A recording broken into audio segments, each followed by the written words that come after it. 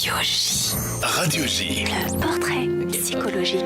Et oui, on ne vous a pas oublié, Tristan Lopin. C'était le temps pour Nathalie Daudrieux de prendre ses petites notes, de faire un résumé, si on peut dire ça comme ça, une petite analyse de ces minutes que nous avons passées ensemble. Tout de suite, c'est donc votre portrait vu dans les yeux et la sensibilité de Nathalie Daudrieux. Voilà. Bonjour Nathalie. Bonjour Cyrielle, bonjour Tristan Lopin.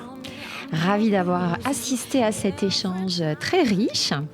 Et je suis tout de suite en lien avec un petit mantra avec lequel je me suis réveillée ce matin. C'était un accord Toltec que vous devez connaître probablement, qui est assez populaire. C'était que ta parole soit impeccable. Et donc j'étais avec l'idée que il y a ce réajustement pour pouvoir, entre le premier show et le deuxième show, pour pouvoir être encore plus proche de qui vous êtes, de se réajuster avec un peu plus d'authenticité. Ouais, c'est vrai. Et que ça passe par les mots. Donc j'ai vraiment fait un pont avec ceux avec quoi j'ai commencé ma journée. Et ça teinte tout de suite votre discours. Alors, il y a quand même une différence, un contraste assez fort entre le petit garçon que vous étiez et l'homme que vous êtes aujourd'hui. Vous dites que vous étiez un petit garçon timide, assez réservé, qui avait peu de copains, qui prenait peu de place et qui avait du mal à s'exprimer. Il y a un vrai contre-pied parce qu'aujourd'hui, vous parlez de votre bande de potes et d'amis comme étant quelque chose qui doit être vraiment un socle sur lequel vous vous appuyez. Vous parlez de l'entourage, des parents, bien sûr, mais même la nourriture peut-être artistique de votre show prend aussi racine, j'imagine, dans les cafés et les terrasses. C'est sûr. J'ai tout de suite eu cette image très forte, loin du petit garçon que vous décrivez. Ouais, c'est vrai. Et vous dites, je prenais peu de place. Alors, c'est un petit peu encore calme dans le corps aujourd'hui, ici dans le studio. À part quand vous parlez de vos passions, il y a tout de suite les bras qui s'étendent. Il y a tout de suite une place immense qui vient dès que vous parlez de ce qui vous anime, de ce qui vous habite. C'est un contraste là aussi très très évident dans le corps. Ah, c'est vrai, j'avais pas fait gaffe. Mais Et puis tout de suite, quand vous êtes dans l'écoute, il y a un mouvement beaucoup plus calme, les jambes croisées, les pieds pas tellement agités sous la table, ce qui peut être parfois un signe de nervosité. Et là, pas du tout. Il y a comme un rapport d'équilibre entre le corps et l'esprit, et je dirais une congruence entre les mots et les actes. Voilà, c'est-à-dire le fait d'être aligné, d'être vraiment centré.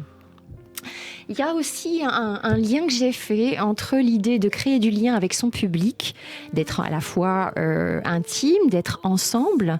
Et vous dites que vos parents vous emmenaient souvent au cinéma quand vous étiez petit et que ça permettait pour vous de faire des ponts entre des personnes différentes. Ouais. Comme si il était important d'aller voir au-delà des classes sociales. Vous dites maman était bourgeoise, on ne sait pas trop papa de quel... Ah si, aussi. Mais aussi, voilà. Et c'est peut-être un petit peu ça déjà qui donne envie de rassembler et de créer des liens et des ponts entre les différentes personnes et les différentes classes sociales. C'est ce que j'ai pu me dire et connecter. Alors... Évidemment, au centre de votre existence, il y a un traumatisme dont vous parlez avec beaucoup de liberté. Vous êtes vraiment porteur d'un message qui est « on peut avancer avec ça ». Oui, je crois, ouais. C'est ce que vous dites. C'est un message qui dit que « ok, ça ne me définit pas, ça fait partie de mon histoire, mais vous n'êtes pas conditionné par cela ». Non.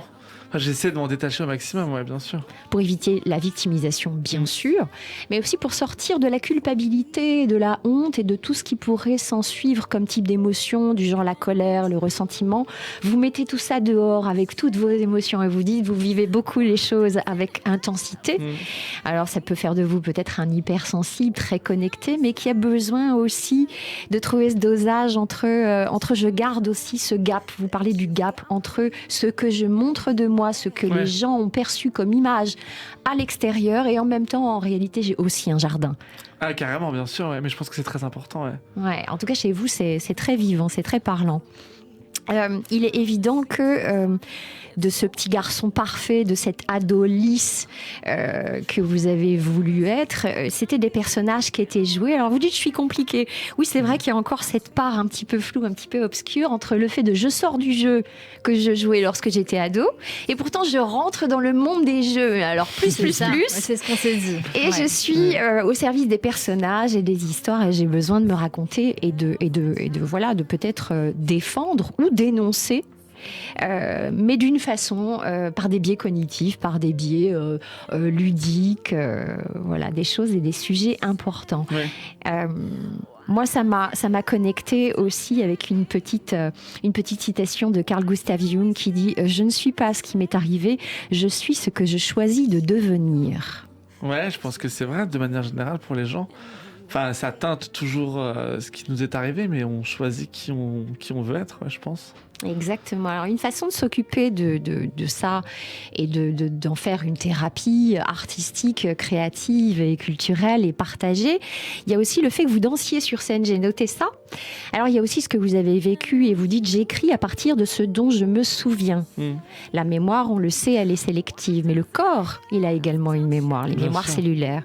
Et donc, peut-être, sans le savoir, vous faites aussi une thérapie corporelle en dansant sur scène. Une façon d'exorciser des émotions qui seraient vécues et enquistées, et on dit cuirassées dans le corps. Donc c'est peut-être aussi un mouvement dont vous avez besoin. D'ailleurs, le mot émotion, ça veut dire movere du latin, hors de et mouvement. Donc il est vraiment important de mettre quelque chose dehors.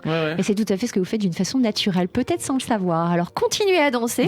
Moi j'ai la sensation que j'ai un homme qui sait saisir les opportunités et créer sa vie, son chemin à partir de tout ce qu'il a vécu dans ses histoires et ses victoires. Merci beaucoup. Tristan Lopin. Merci beaucoup. Et merci à vous Nathalie Daudrieux que l'on retrouve tous les mardis sur l'antenne de Radio J. Merci Tristan. Merci à vous infiniment, à tout le monde. Merci beaucoup. Merci beaucoup Tristan Lopin pour votre spectacle irréprochable en tournée en France et en Europe. 14 mars 2023, 20h30 à Aulnay-sous-Bois, j'ai noté pour ceux qui nous écoutent.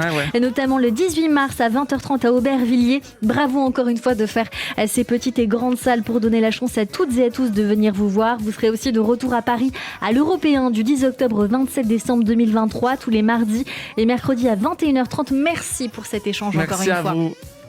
Merci aussi à l'artiste Tony d'avoir été mon coup de cœur du jour sur Radio J. Toute aide bienvenue évidemment. S'il y a des labels qui nous écoutent, des producteurs, eh bien on est tout à fait preneurs et on va vous écouter pour finaliser cette émission. À la réalisation audio et vidéo, Philippe Sinclair, le maestro derrière la console, et Clément pour la réalisation vidéo. Notez d'ailleurs que vous pouvez réécouter nos invités, nos émissions, nos rubriques en podcast sur le site officiel de radioj.fr, YouTube et les plateformes de streaming. Rendez-vous demain, chers auditeurs. Merci à toutes et à tous de nous avoir suivis avec encore un autre artiste, Marca, célèbre artiste belge et accessoirement le père d'Angèle et Roméo Elvis pour cette success story familiale. À demain et belle journée à tous.